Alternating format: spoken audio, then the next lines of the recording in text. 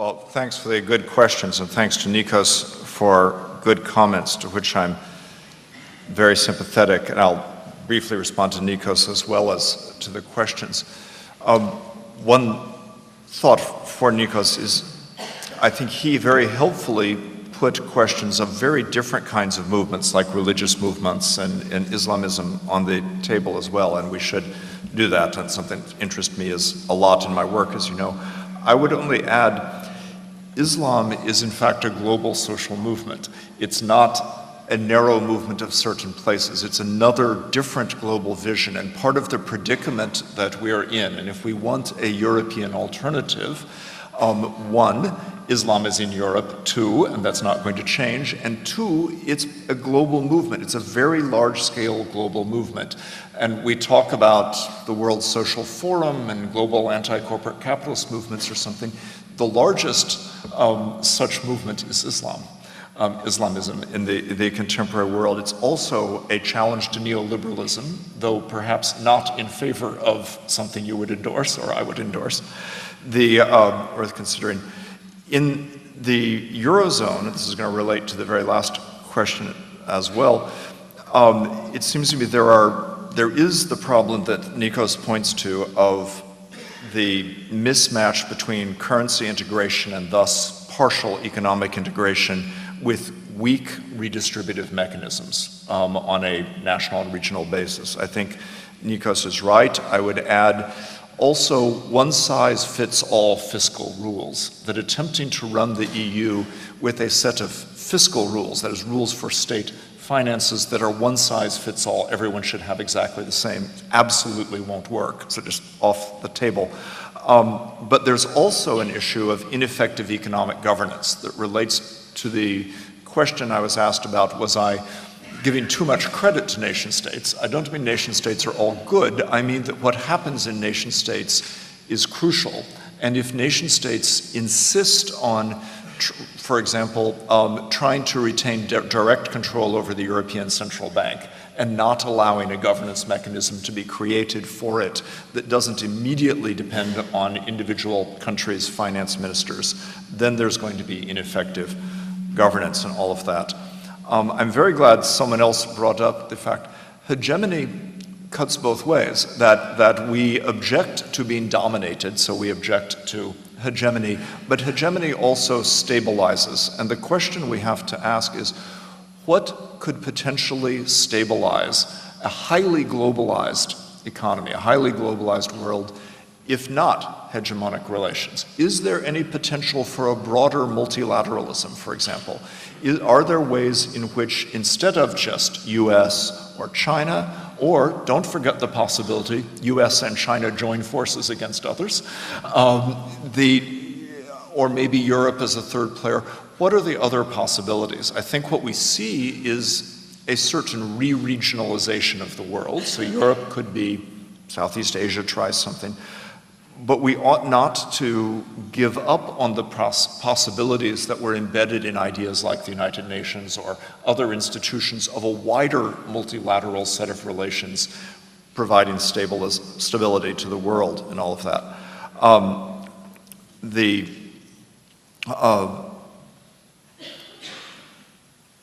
Now to the questions I was asked. Let me bundle one set together about what is it that is potential for the left? I agree with Nikos' comment that capitalism is not going to collapse and conveniently get out of the way. And so a very large part of left thought has been waiting for the collapse of capitalism, asking if it could push capitalism to collapse faster, and then imagining other futures. My two comments are, one, those other futures look very problematic. They might be socialism at some point. In the short run, collapse would look very bleak, disastrous, conflict-ridden. The reason I mention war and all of these other things is that the number of problems that would be hard to cope with in the middle of a capitalist collapse would be enormous. So in the short run, this is not something to be wished for, whatever your vision of a long-term future.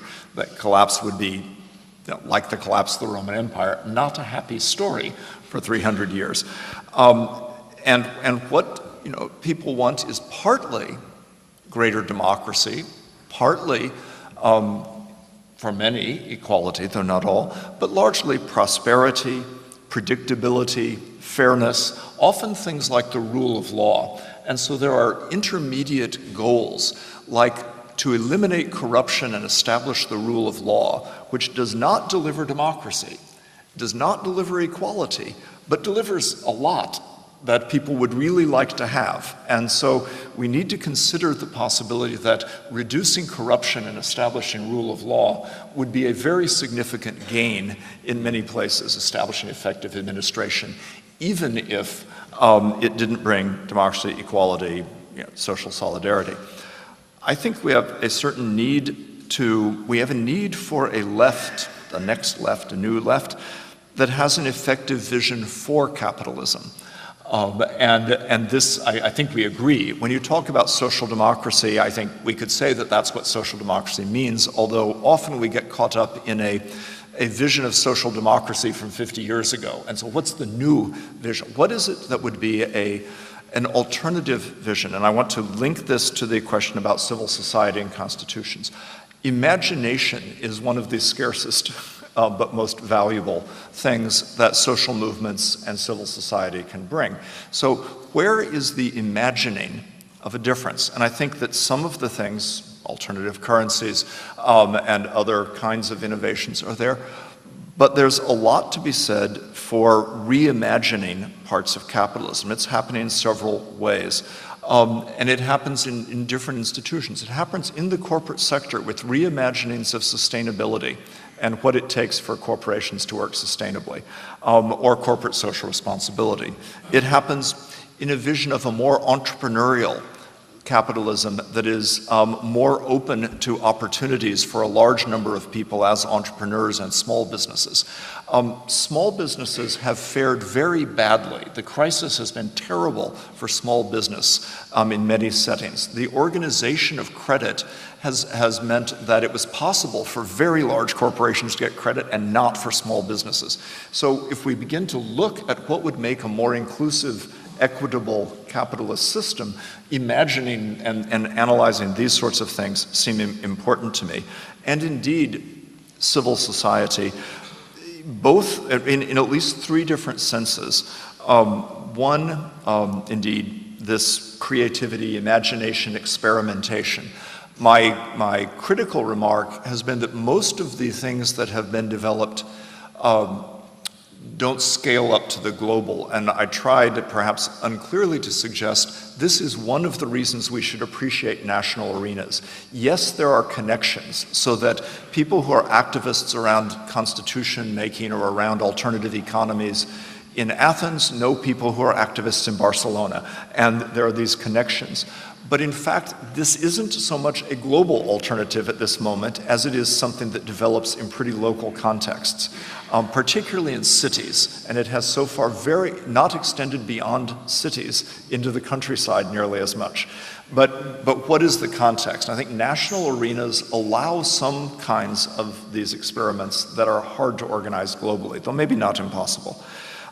There's also direct action, and that's signaled in this, doing things. A lot of civil society is not about having an influence on the state, it's about directly doing things for ourselves in various groups. And so again, I think thinking about the nation is important not because nations do good things for this, but because they could, that we could ask what would make any particular country, Greece, for example, more facilitative of civil society, more supportive of self-organizing citizens groups able to carry out their own activities. And this might take reform, but it would be a very positive reform to be able to do that. Just as there might be influence on the state and changing how the state delivers redistribution, there might be creating more facilitative conditions for direct action from civil society.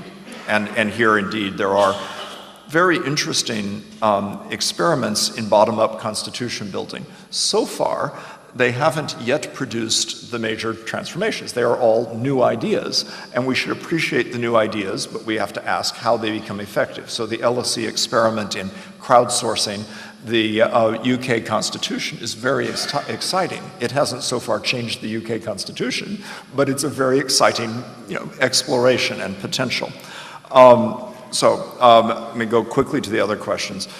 On the Eurozone crisis, yes, the questioner is absolutely right to say that nation states created part of the problems in Europe. I would say nation states created most of the problems in the United Nations. It's the member states not letting the UN be able to do what it was designed to do that is a large part of the problem. I'm not saying nation states are good. I'm saying that, like capitalism, they can't be wished away. And so the only effective political choice is how to make them better, including better in their relationships to each other, better at being interdependent. And Europe is a better story than most in the world, but still it has not issued in enough understanding, enough learning about how to be interdependent. And one way of looking at it, aside from just, is Germany dominating too much, what is it? And I'll let Nikos speak for himself on that, is what is the learning for being interdependent? Not bypassing nation states, not imagining we are all just citizens of Europe, therefore forget about our individual countries, but learning how to be interdependent and, related to civil society, how to have national differences. A European integration which says everybody must be the same and European is less desirable than a European integration which says Europe is a supportive framework for individual countries to be internally democratic and decide on futures that are partially different from each other, to experiment with different kinds of mechanisms for social welfare, for fostering entrepreneurship and small business, for whatever it is. And the democratic deficit in Europe, it seems to me, isn't going to be solved just at the European level. It's solved by a different constitutional structure in terms of the relationship between the member states and Europe. I love the question that invokes Aristotle, the zoon politikon sort of idea. I think that this is hugely important. What it means to be human is to create a future together, something that is lost in some of the hyper-individualistic understandings, including those that are part of neoliberalism, is that part of being human is creating our futures together at every scale, from families and friendship, one of the great Aristotelian themes. We have friends, and we remake ourselves in our relationships to our friends, all the way up to countries and the world. And so it is exactly a question about being human.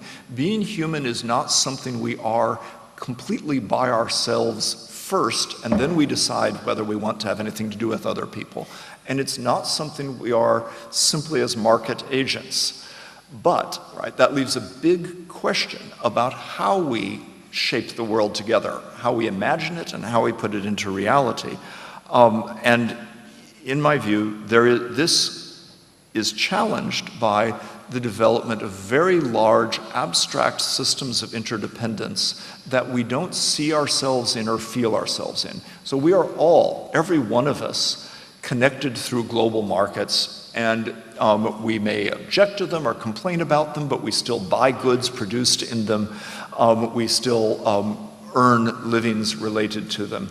And if we can't find a way to see ourselves in them, to understand them as our creations, to understand other large-scale systems as made by us, then we lose some humanity in this. And that's very closely related to that question of legitimation crisis. If we can't see ourselves in these larger structures, and we can't understand how we participate together in making them, then we lose humanness. And in that question, I want to say your second question is closely related to your first, because the identity crisis that hinges on how we are national, and more generally how we are social, is very closely related to this. And my reason for partially defending the nation state, or nationalism, is that this is one of the most powerful ways we have of understanding our large-scale relationship to other people. Without it, we lose much of the potential for redistribution, for believing that we should care if our fellow citizens are poor. It actually depends in some part on feeling a part of something that we see ourselves in, on this identity as national, that we are willing, potentially, to invest. Now, we can do much better in that. Finally, I got asked two very specific questions that I'll answer briefly. On European democracy, is it in trouble? Yes, but not necessarily terminal trouble. I think that there is still plenty of scope. Europe is more democratic than most regions of the world. European countries differ, but democracy is alive. What I, in a way, would have, maybe I wasn't clear enough, let's push that democratic movement. Let's figure out what it would be to have effective democracy in Europe, which is partly protecting national democracies in a better European constitution. I think it can survive, but there's no guarantee. And European debts into Eurobonds, a good idea that will not solve all the problems. That is, having some kind of European financial capacity, yes. Integrating all debts into European bonds, it's not going to happen. Therefore, I would focus a lot on hoping it will happen. Thank you. Nikos, would you like to respond to the comments? Yes. Just a few of them, because most were addressed to Professor Calhoun. About civil society, it is true during the economic crisis, civil society, non-governmental organizations, informal networks, etc., they have been developed a lot. And that's a very positive development, because in Greece, as you probably know, civil society is very weak for historical reasons, but also for the type of party system that we have. In Greece, you have really a partocratic democracy, in the sense that the parties penetrate all institutional spheres and undermine their specific logics. And in that sense, civil society is eliminated or is extremely weak. And it is something that is very difficult to change, insofar as there is this party imperialism, insofar as there is no redressing of balance between society and the parties and the state, it is very difficult to have a strong civil society. There are also historical reasons for this weakness, but I don't want to get into it. Now, the second question about identities and what is a human. I think that insofar, if you imply that somehow we have become less human today, I think that what we have become is not less human, but much more anxious. Why? Because if you consider a traditional society, there is a very stable context which gives you few choices and suggests how you are going to live.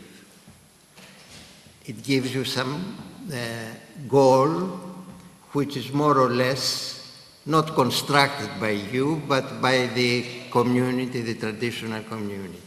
Now in modernity, in post-traditional societies, and particularly late modernity nowadays, there is no such a framework. It has been almost disappeared. And that means that the subjects are called to create this framework on their own.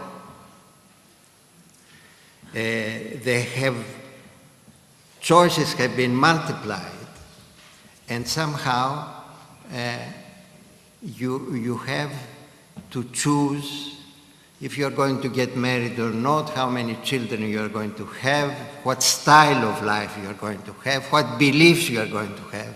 These sort of problems were much weaker in traditional societies. And of course, this call to create your own biography, as Giddens used to say, is a very difficult thing. It creates a lot of anxiety. And the solution is either somehow to try to go back to the past and get attached to very rigid rules, which leads to various forms of fundamentalism, or of course to face the challenge and try to create yourself. And this is not being dehumanized. It's a different type of humanity. Humanity becoming much more difficult. And as far as identities is concerned, this is another related problem that nowadays, because of social differentiation, which in modernity, it is not limited at the top, but it is expanded to the bottom. You have differentiation everywhere, which means you have more roles with their own logics, and therefore it's extremely difficult to coordinate all these roles. And that brings anxiety as well. And that is another form of anxiety, particularly among the young people.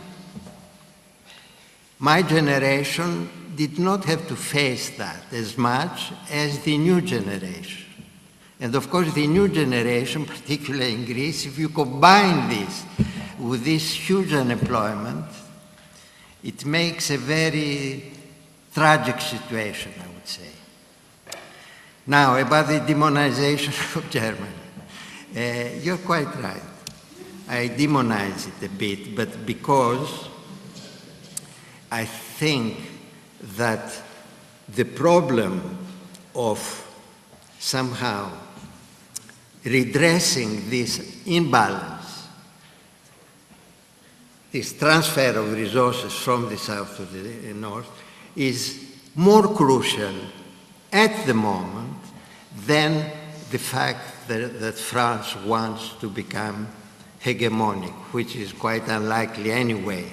But this is, if the Eurozone is going to break, it is not because of France's foolish ambitions, but it is for the German policy of having austerity and continuing austerity, and at the same time being, unlike the French, being for unification. I think this is highly contradictory. And I'm not demonizing Germany alone. I'm in the sense that I don't say that Germany is, it's only Germany's fault. I don't forget at all our responsibility to this situation, but this is something that I did not want to develop now. Okay. Thank you. Well, I hope we've engaged you, provoked you, made you reflect, question, challenge, etc. And I hope, therefore, that you'd be interested in coming to the future lectures in this series. As was mentioned at the very beginning, we have the next lecture in January the 22nd. And to respond to the comment which was made previously, the title of the next lecture in this series is simply The Politics of the Human. There are further lectures in February and March. Let me once again thank very much the Alumni Association, the Megaron, for hosting this and being such wonderful collaborators for the LSE. And on your behalf, can I thank our two speakers, Craig Calhoun and Nikos Mouzelis. Thank you.